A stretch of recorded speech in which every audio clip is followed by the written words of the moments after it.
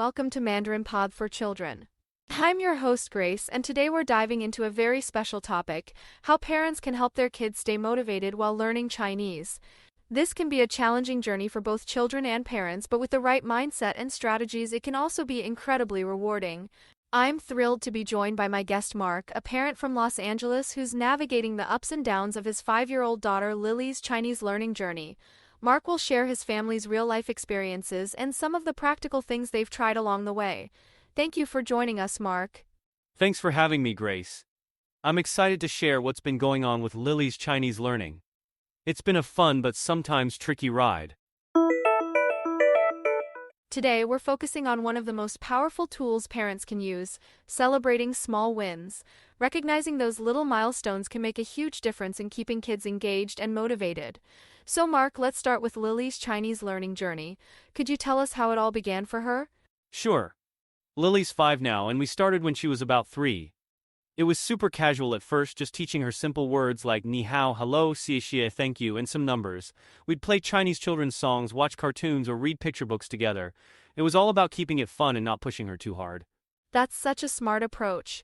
Starting with play is so effective for young learners because it builds a positive association with the language. Research shows that early exposure through songs, stories, and games can help kids absorb the sounds and rhythms of a language naturally. Now, how did you move from that playful start to more consistent learning? As Lily got a bit older, we wanted her to connect more deeply with Chinese, especially since we don't speak it at home. So we started adding more structure, like online lessons, language classes, and some apps. It's still a work in progress, but we're trying to make it a regular part of her routine. That's a great transition. Moving to structured learning while keeping it engaging is key. Encouragement plays a huge role here, especially when kids hit those inevitable hurdles. Could you share a moment when Lily faced a challenge and how you helped her through it? Oh, definitely. There were times when Lily got frustrated, like when she couldn't remember a word or got a tone wrong. She'd sometimes say, "This is too hard." Instead of letting her give up, we'd cheer her on for trying. Like if she got a word right after a few tries, we'd clap, give her a high five, or let her pick a sticker. Those little moments really helped her feel proud. I love that. You're tapping into a powerful strategy, celebrating progress over perfection. For young learners, those small victories, like saying a new word or recognizing a character, build confidence and momentum. By making a big deal out of those moments, you're reinforcing that effort matters more than getting it perfect. What are some other ways you and your family make learning fun for Lily? One thing we do is play games with flashcards. We have cards with pictures and Chinese characters, and Lily loves matching them or saying the words out loud. When she gets one right, we cheer like she just won a prize. We also had a little Chinese learning party when she learned her first 10 characters. We made some dumplings, invited friends over, and showed off what she'd learned. She was so excited. That's fantastic. A Chinese learning party is such a creative way to celebrate milestones.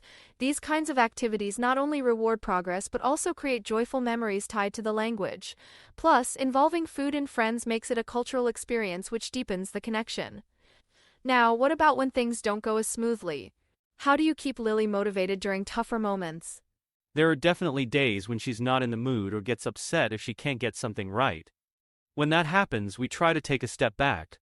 Like we'll watch a Chinese cartoon or listen to a song instead of pushing her to practice.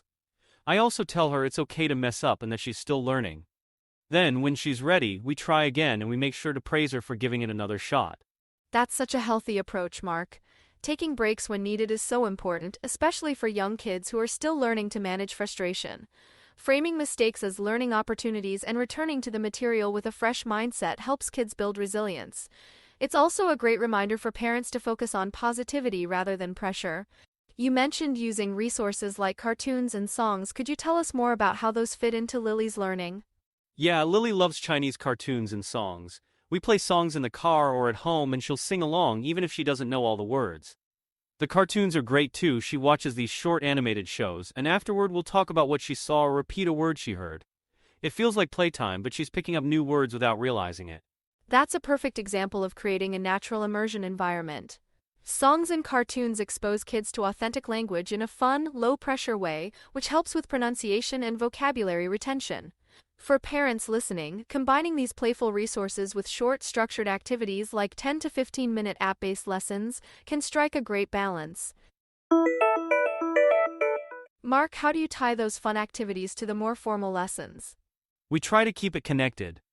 For example, if she learns a word in an app, I'll ask her to use it later, like saying it during lunch or pointing to something in the house that matches the word. It's not super organized, but we just weave it into the day. That's exactly the kind of seamless integration that works so well for young learners. By revisiting words in different contexts, you're helping Lily internalize them naturally. Looking back, Mark, what's one piece of advice you'd give to other parents who are trying to keep their kids motivated in learning Chinese? I'd say don't stress if it's not perfect. Just keep it fun and cheer them on for every little thing they do right. Like if they say a new word or try a sentence, make it a big deal. Also, find what your kid loves. Lily likes songs and cartoons, but maybe your kid likes books or games. Just keep trying stuff until something clicks. That's wonderful advice, Mark. Patience and celebrating small wins are so key, and tailoring the experience to your child's interests makes it sustainable. Language learning is a marathon, not a sprint, and your focus on encouragement and fun is spot on. Thank you so much for sharing your family's journey with us today. Thanks for having me, Grace. It was fun to talk about this, and I hope it helps other parents out there. I'm sure it will. To all our listeners, remember that every small step your child takes in learning Chinese is worth celebrating. Keep it positive, make it fun, and don't be afraid to take breaks when needed. Thanks for tuning in to Mandarin Pod for Children. And thank you again, Mark, for joining us. See you all next time. My pleasure, Grace. See you.